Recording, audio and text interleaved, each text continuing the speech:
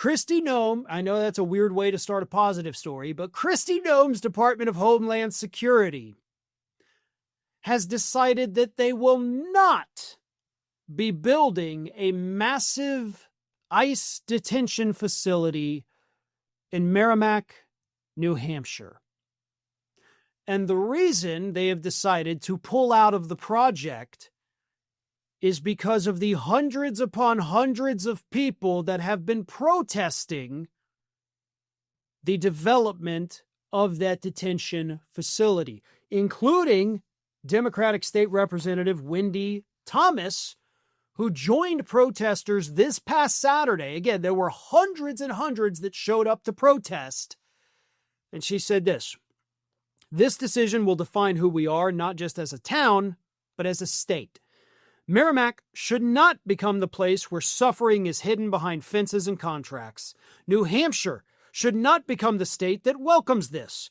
For our taxpayers, for our infrastructure, for our democracy, and for our shared humanity, we must clearly and firmly say, no ICE detention facility in Merrimack, not now, not ever." The governor of New Hampshire also paid a visit to Kristi Noem, and the governor told her, we don't want this here. There's going to be problems if you build this here. So pushback from the governor, pushback, and a hell of a good speech from the Democratic state representative, combined with hundreds of everyday average people showing up and saying, piss off. And it worked. It worked. Protests are not pointless. When you have a cause, when you have a united people, you can make change. Not every time. Sometimes it takes multiple times. Sometimes it takes multiple areas doing the same thing. But in New Hampshire, they fought and they won. And that is something that should be applauded. But most importantly, it is something that should be replicated. More of this. And for the record, there was no violence.